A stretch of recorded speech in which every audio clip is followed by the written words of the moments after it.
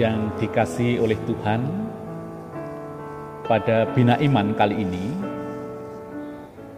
kita akan berbincang tentang bulan pembangunan Gereja Kristen Jawi Wetan. Perkenankan saya mengajak ibu, bapak, dan saudara-saudari kembali mengingat peristiwa sejarah yang melatar belakangi ditetapkannya bulan pembangunan Gereja Kristen Jawi Wetan, di mana sidang Majelis Agung pada 6 Agustus tahun 1946 merupakan persidangan pertama Majelis Agung pasca kemerdekaan. GKJW dimampukan kembali eksis atas kuasa Tuhan Sang Kepala Gereja setelah melewati batu uji dalam masa penjajahan. Diawali dari Perang Pasifik dengan peristiwa pemboman Pearl Harbor yang terjadi pada tanggal 8 Desember tahun 1941. Jepang mendarat di Pulau Jawa, khususnya di Jawa Timur, pada tanggal 8 Maret tahun 1942. Sesaat kemudian pada tanggal yang sama pemerintah Hindia Belanda menyerah tanpa syarat kepada Jepang.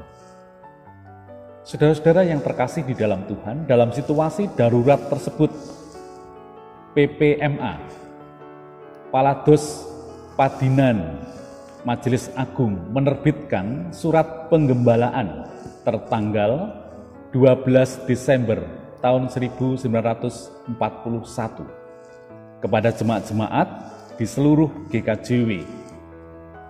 Yang demikian kutipannya.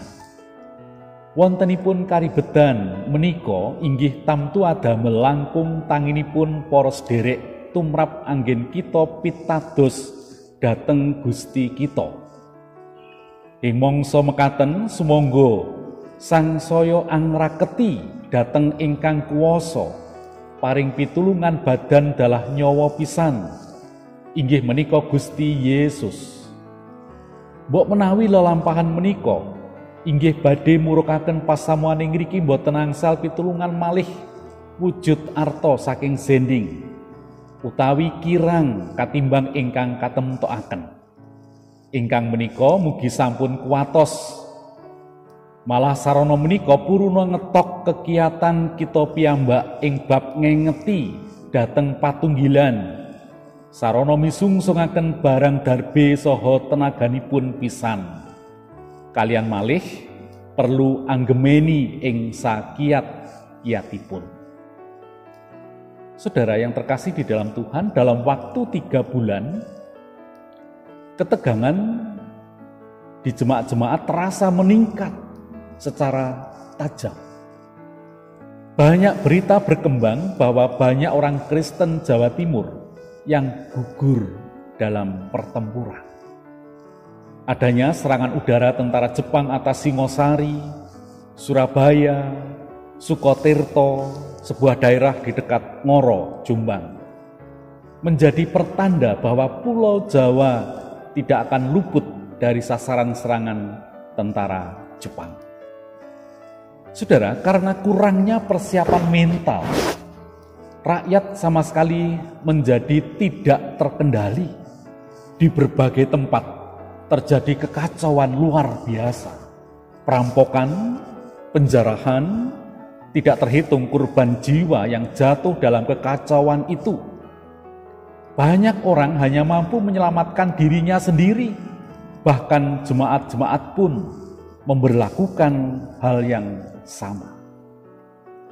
Tidak lama setelah pendaratan Jepang di Jawa, Institut Pendidikan Teologia Baliwioto ditutup oleh Jepang. Para siswa yang berasal dari luar Jawa ada yang pulang ke kampung halamannya dengan mengambil resiko besar naik perahu nelayan. Namun ada pula yang tidak pulang karena jarak tempuh yang terlalu jauh dan menghadapi bahaya yang amat menakutkan. Salah seorang di antara mereka yaitu saudara Salak Parang dari Halmahera dititipkan kepada jemaat Mojowarno.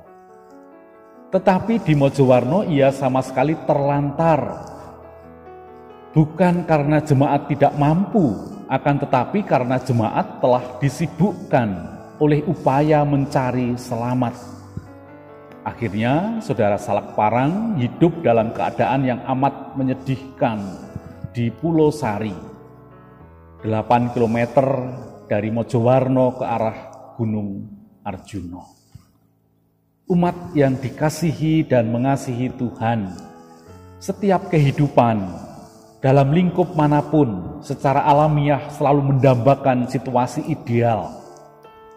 Tidak ketinggalan tempat di mana kita bersama-sama menggereja dalam persekutuan Gereja Kristen Jawi Wetan juga memiliki cita-cita untuk menghayati keterpanggilan dalam tataran ideal pula.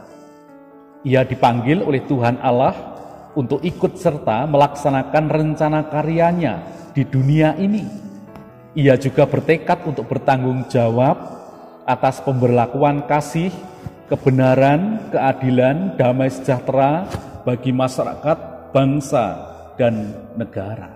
Segenap keluarga besar GKJW, baik warga anak, warga dewasa, terlebih lagi para pejabat khusus gerejawi, berpadu padan dalam kiprah pelayanan secara dinamis. Apa yang seharusnya ada, sebuah situasi ideal yang menjadi dambaan tersebut selayaknya diperhadapkan kepada apa yang senyatanya ada. Dalam situasi itu, nampaknya terdapat jurang menganga antara Das Solen dan Das Sein. Jeda itu bisa menimbulkan kegelisahan. Kegelisahan menjadi bagian hidup yang tidak bisa begitu saja dihindarkan. Ia bisa begitu saja datang tanpa dikehendaki sebelumnya. Ia dapat mewujud dalam bentuk yang beraneka ragam. Gelisah karena takut kehilangan pendapatan. Gelisah karena beban hidup yang semakin mendera. Gelisah karena takut kehilangan kedudukan. Gelisah karena dibayangi oleh rasa takut kehilangan pengaruh. Bahkan gelisah karena kegelisahan yang tiba-tiba datang begitu saja. Saudara yang terkasih, seandainya situasi ideal yang didambakan, diibaratkan sebagai cerita yang benar. Cerita yang benar seperti lonceng yang harus dibunyikan. Cerita benar harus dipraktekkan, dihidupkan dalam dunia nyata. Tidak boleh tinggal diam saja. Cerita benar tidak pernah sempurna. Suara lonceng seringkali kurang jelas dari apa yang diinginkan. Semua praktek-praktek kita kurang sempurna. There is a crack in everything. Begitu Leonard Cohen melantunkan syair lagunya. Ada retaknya semua. Tetapi ada mukjizat yang kadangkala terjadi. Lewat kelemahan, lewat kehancuran kita sendiri, ada cahaya Tuhan masuk. That's how the light get in.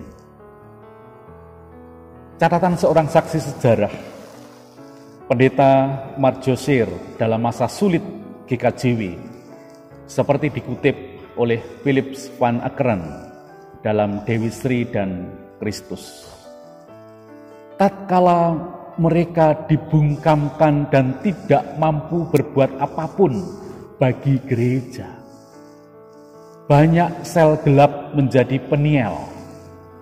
Di tengah kegelapan, cahaya pun tampak. Dalam penderitaan maut yang mencekam, tanda-tanda kehidupan pun muncul. Pada masa itu banyak orang bertanya-tanya, apakah gerangan jadinya dengan gereja mereka?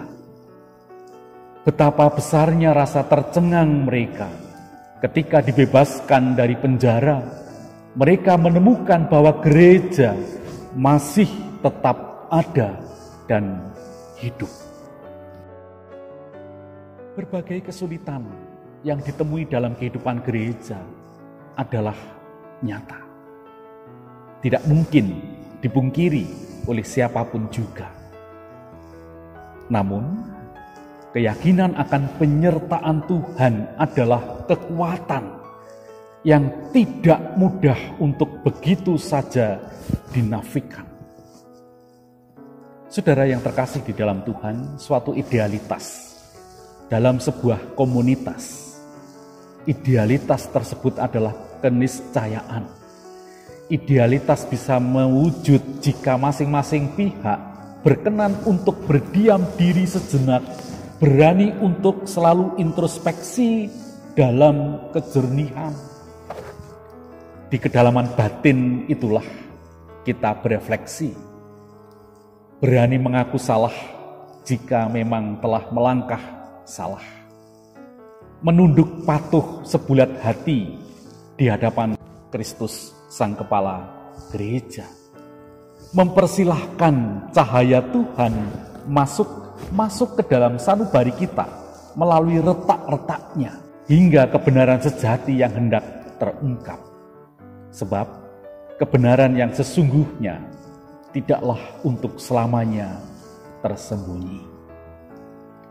Saudara yang terkasih di dalam Tuhan, sebagai orang percaya kepada Tuhan yang empunya segala otoritas atas kehidupan ini, kini saatnya kita bangkit dengan semangat baru, ngurip-uripi daya kreatif dan kesetiaan sepanjang hayat masih dikandung badan, agar kegelisahan tidak tinggal tetap sebagai kegelisahan.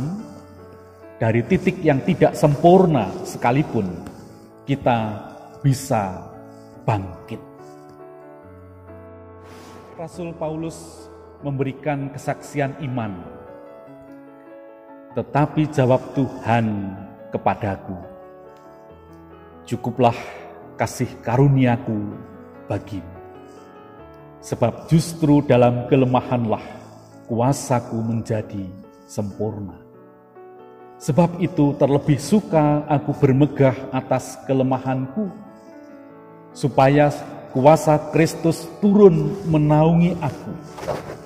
2 Korintus pasal 12 ayat 9. Dan atas sabda Tuhan yang mengingatkan kepada kita sekalian untuk terus melaju melangkah melalui momentum bulan pembangunan Gereja Kristen Jawi Wetan yang kita hayati pada tahun 2022 ini. Biarlah kita semakin dikuatkan, semakin diteguhkan bahwa pengharapan kita di dalam kasih dan kemurahan Kristus yang akan menyempurnakan keberadaan kehidupan kita, partisipasi aktif kita, dan biarlah melalui pembangunan Gereja Kristen Jawi Wetan ini semakin meningkatkan semangat kita mewujudkan persekutuan yang berkenan di hadapan Tuhan. Selamat menghayati kebaikan Tuhan Sang Kepala Gereja di sepanjang lini masa, dan biarlah Tuhan Yesus memberkati kita semua. Amin.